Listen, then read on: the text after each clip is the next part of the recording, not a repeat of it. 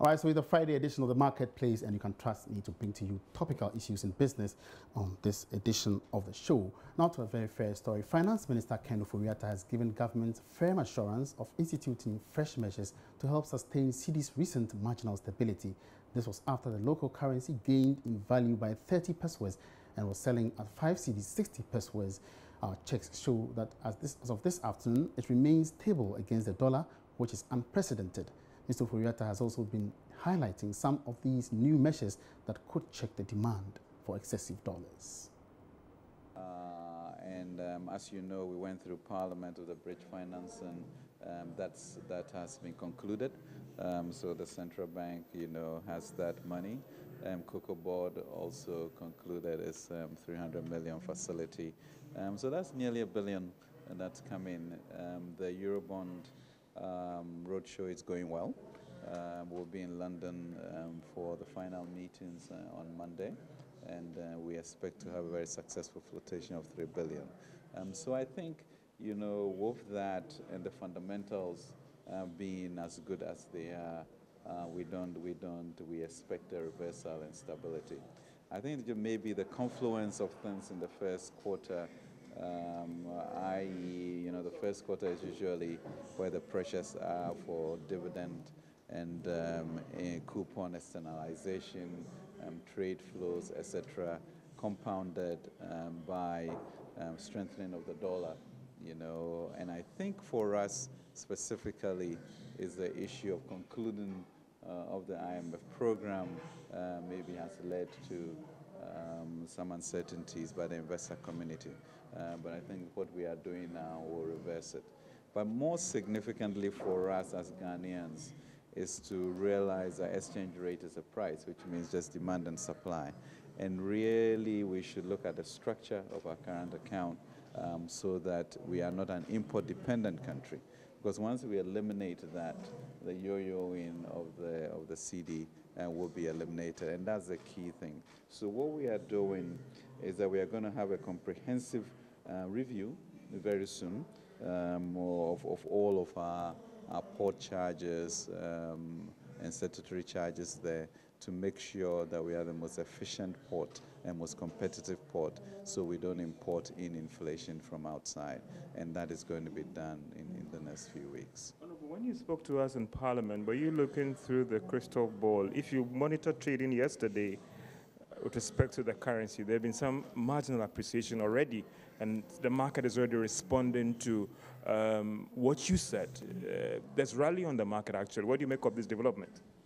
I think really comes back to people appreciating and understanding that the fundamentals are strong, and we have kept faith with regards to making sure that the fiscal consolidation and macro stability has been going on, even against all odds and pressures.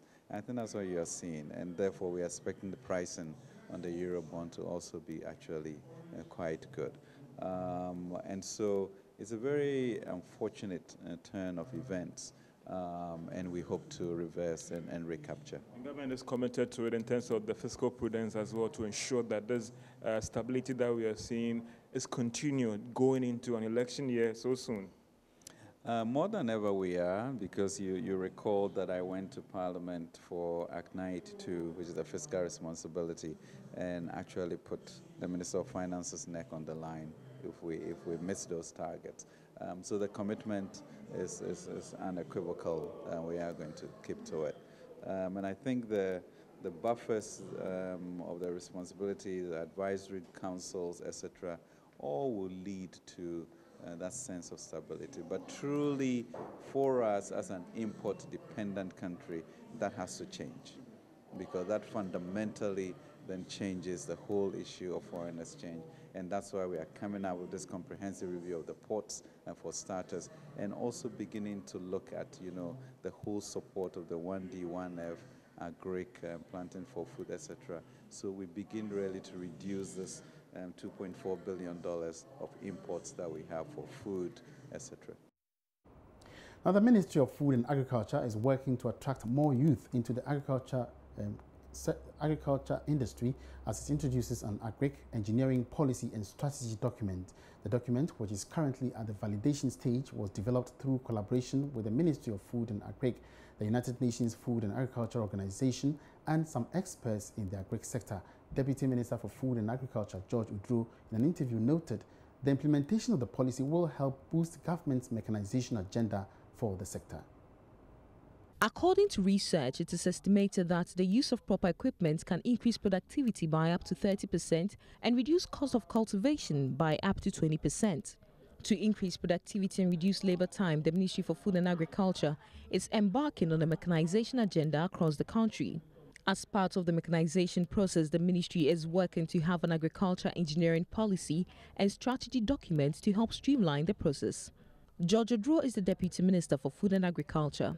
The objective of today's workshop is to put together a policy document that is going to regulate how we should move from the use of old farm inputs like equipment like cutlass and hoes to the technology level of using mechanization.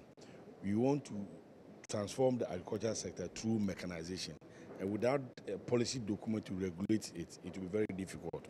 So that is why we are here today, to finalize the policy to regulate the mechanization centers. When we are doing mechanization farming, the yield obviously goes up than using the physical tools like these cutlasses and hoes we use over the years. Now, technology is improving, so we need to use high-level equipment, machinery, to do our agriculture. Assistant Representative for the Food and Agriculture Organization, Benjamin Ejay, further explained the policy document is expected to set out guidelines for the manufacturing of agricultural tools, capacity building, among others. The policy will bring about what training needs do our artisans need. What training needs do our institutions, educational institutions need. Then when it comes to regulating the framework, from what types of equipment do we bring from outside the country onto the Ghanaian scene, it also regulates it. This is to make sure that we have a situation whereby youth get encouraged. They don't see agriculture as drudgery, because tailor-made equipment will be channeled to them, looking at the different actors. For example, when it comes to post-harvest loss management, what equipment do we bring on board? When it comes to value addition, where youth can engage in one type of business or the other.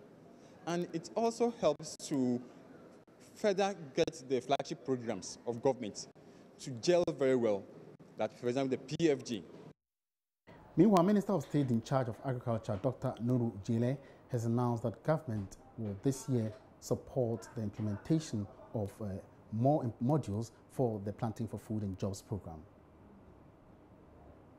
State, Honorable The Deputy. first agribusiness fair and conference organized under the Market-Oriented Agriculture Program, MOAP, in collaboration with the Upper West Regional Coordinating Council, present a window of opportunities for a region with interesting potentials for thriving business. Minister of State in charge of Agriculture, Dr. Nura Jele, noted that the year 2018 saw a significant increase in food production and its availability, leading to bumper harvest and export of food crops to some neighboring countries. Dr. Jele urged the people of the Upper West region to take advantage of the fair and see farming as business rather than tradition. Maize yield increased by 67%. Rice yield increased by 48%, and soybean yield increased by as much as 150%. This shows we are farmers already. He announced that government will introduce 4 new models to improve the livelihoods of the people. Greenhouse Villages program to increase production and export of vegetables and flowers. Planting for export and rural development to diversify source of tree crop incomes for farmers and increase export earning. Rearing for food and jobs to increase meat production, which has a huge import substitution potential, and establishment of mechanization centers. Deputy Upper West Regional Minister Amir Chinya Isako observed that despite the numerous interventions brought by the government in the field of agriculture, the people have failed to take advantage of the interventions. Majority of our people are involved in the production and marketing of agricultural produce in its raw form. It is interesting to note that this part of the value chain is the least profitable since the prices for such agricultural products are very low in the market. Ladies and gentlemen, for us to increase the incomes of our farmers, we must find ways of adding value to this agricultural produce. Head of Development Cooperation at the German Embassy, Verena Weissner, spoke of the German government's commitment to the Sustainable Development Goals and, for that matter, the goal to leave no one behind. Only attractive agribusiness opportunities in modernized agricultural value chains will keep the young population interested in agriculture. It's a chance to keep them from migrating to major cities in the south in search for a better life, which is not always fulfilled and which does not always provide them with a dignified life. The 3-day agribusiness fair and conference is on the theme Exploring Agribusiness Opportunities for Investment in the Upper West Region. Reporting for JoyNews, Rafik Salam.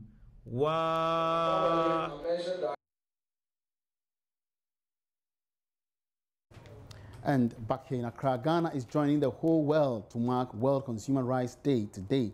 In a release to mark the day, CATS Ghana, a research and public policy think tank, is calling on regulatory bodies to be proactive and implement already existing regulations to protect the interests of consumers against bad services and inferior goods in the absence of a functioning consumer protection law. Now, joining me in the studio right now for some discussion is the country director of CATS Ghana, Apia Kusi Adumaku. Good afternoon, sir. Welcome to the marketplace. Now, before we even continue, what are the current existing laws that protect the interests of consumers? So, you know, we have a lot of regulatory authorities here. The NCA Act has a section that talks about consumer protection law. Okay. The NPA, the FDA, the PURC, and all of these regulatory bodies, they stand in between the service providers and the consumers. And we expect that they not only look at the economic side of their regulation, but also the consumer protection aspect of it. Even the Almighty Bank of Ghana, its law is also requires that they also protect consumers. And that kind of, but we've not seen a lot when it comes to regulatory bodies doing work on consumer protection in the country. Right. So you are actually advocating, a law specifically for consumer protection and also to promote the interests of consumers. Currently, the draft law, which was drafted, the process started far back about 30 years ago. But the good news is that Parliament has it's been listed as part of bills that will be looked at this year by Parliament, and we hope that by the end of the year we should get this law passed.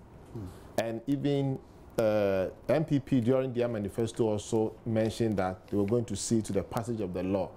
But we've seen that there has not been any much interest in ensuring the passage of the law.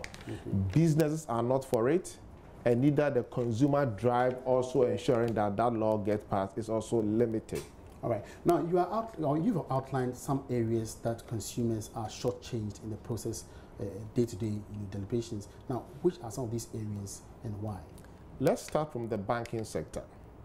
And we are starting from the ATM machine. Okay.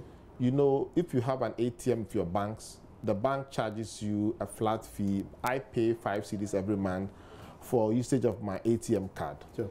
And then if I want to go and withdraw money from my bank, and then the ATM is down, because it's a Visa, I have to go to another Visa, a third-party Visa machine to use to withdraw the money. And then when I go, I will be charged an extra 10 cedis for using a third party's ATM machine to withdraw the money. And in countries where there is interbank ATM charges there, what they do is that the banks allow for 2 free ATM withdrawals, because ATM machines can be down for lack of funds, technical hitches, electricity, or other things. And since we know that, and in our research, about 23% of the time, ATM machines are down. So it means that the Bank of Ghana has to ensure that consumers get kind of relief. Again, when you go to some banks and you want to withdraw below 1,000 Ghana cedis, the bank will debit you 10 Ghana cedis for coming into the banking hall to withdraw 1,000 Ghana cedis. However, the same bank can accept you to deposit any amount below 1,000 Ghana cedis. So what is this? No, but the bank could argue that these are like administrative charges or day-to-day charges that are common to all of the financial sector. No, going to withdraw money shouldn't cost you money. And I think it's a rip-off that they are doing to consumers, and we want the Bank of Ghana to take a look at this and ensure that this practice is nipped in the bud. So in effect, you're saying the service charges must be erased? Yes. Why would you charge me 10 cedis because I've come to the bank to withdraw amount below 1,000 Ghana cedis? Simply, they are saying that use the ATM machines.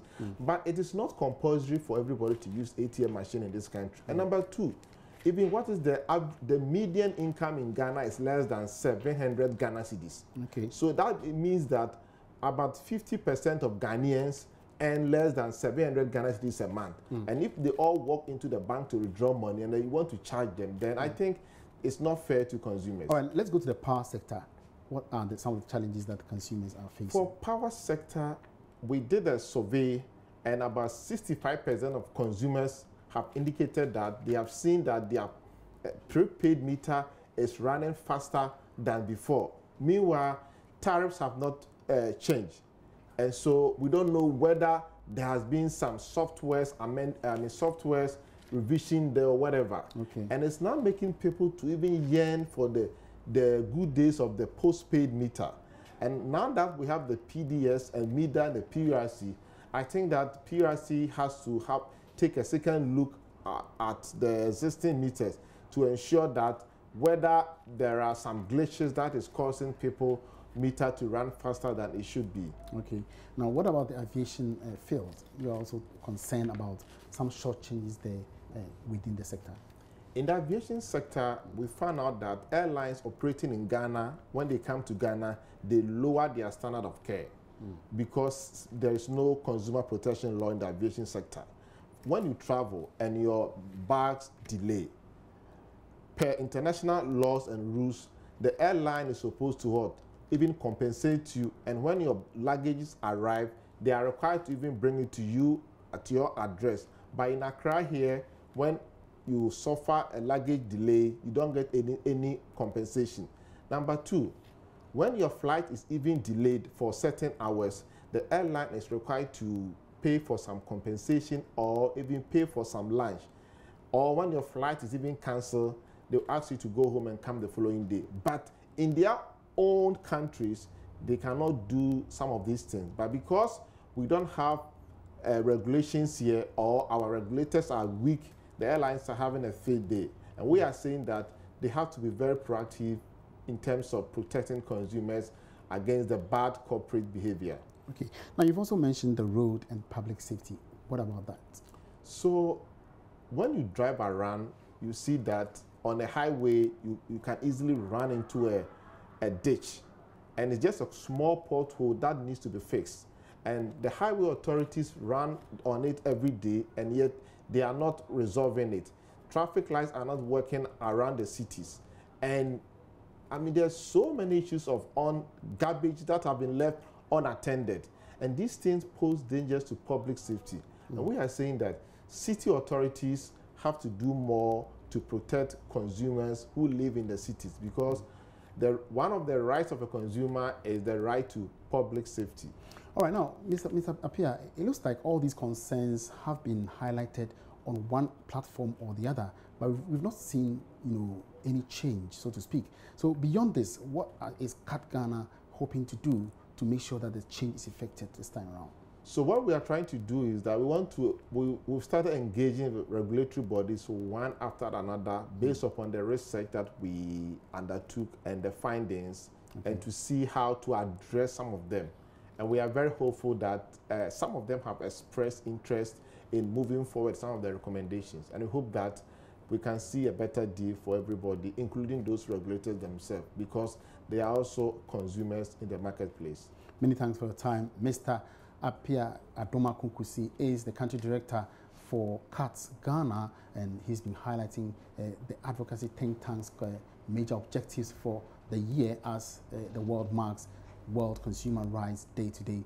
Now, away from that, an insurance expert is stressing on the need for improved collaboration between insurance companies and brokers to improve the settlement of claims. According to Vice President of the Brokers Association, Shaibu Ali, this collaboration will increase confidence. He spoke with my colleague Bismarck Ausa, who filed this report. Delayed claim settlement, delayed commission payment, difficulties with underwriting some business risks are some of the challenges brokers face with insurance companies. The role of the insurance broker is to act as an intermediary between the insurance company and the policyholder, right from the underwriting of an insurance policy to the settlement of a claim. But this concept has been faced with some challenges in recent times. It is against this backdrop that Vice President of Ghana Insurance Brokers Association, Shaibu Ali, has called for a close collaboration between brokers and insurers to benefit the client and boosting confidence levels. Now, you rightly said that a broker's concern would always be the settlement of claims of his clients. And every broker will want to make sure that his clients get the best out of claims, because claims is insurance. Without claims, there's nothing like insurance. It is no use having a very wonderful marketing team, having a very wonderful underwriting team, and then when it gets to the claim settlement process, it is horrible.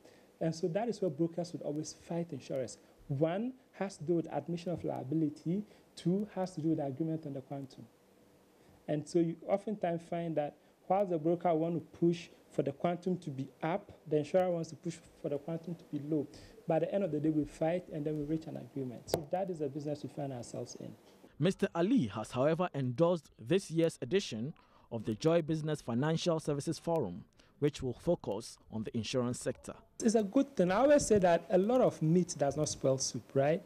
Because you are talking about capitalization. We are talking about capitalization. I know CID is going to talk about capitalization too, because it is a burning issue now on the table. So let us all talk about it, come up with different ideas, cross-fertilize them for the betterment of the insurance industry. So for me, I endorse it very much. As part of efforts to help improve claims payment systems, boost penetration in the informal sector, such as in agriculture and in micro-insurance, Joy Business is organizing the Joy Business Financial Services Forum. The topic will be Recapitalizing to Grow, a panacea for expansion, penetration, and big business underwriting. This comes off on Tuesday, March 19, 2019. The time is 9:30 a.m. at Tank Palace Hotel. The Ghana Revenue Authority, GRA, says retailers and wholesalers who fail to adhere to the tax stamp compliance program will be prosecuted. A principal revenue officer, Nathan Dankwa, says the country's laws empower the Commissioner General of the Ghana Revenue Authority to take on offenders who fail to affix excise stamps on their products. He was speaking to journalists in Koforidua when the authority embarked on an operation to seize some products without tax stamps. This is Kofi Siao's report. Tax Compliance and Special Tax Stamp Enforcement Unit of the Ghana Revenue Authority, GRA, seized alcoholic and non-alcoholic beverages from Edubuafo Company Limited and Volta Ghana. Even though some of the products had tax stamps affixed on them, an electronic detector found many to be fake. A principal revenue officer of the GRA, Nathan Dankwa, who led the operation, said the exercise was meant to ensure that excise goods on the market had the tax stamps affixed as required by law. He was impressed about the massive improvement in terms of compliance. Mr. Dankwa, however, noted some manufacturers, distributors and retailers were still not complying with the law.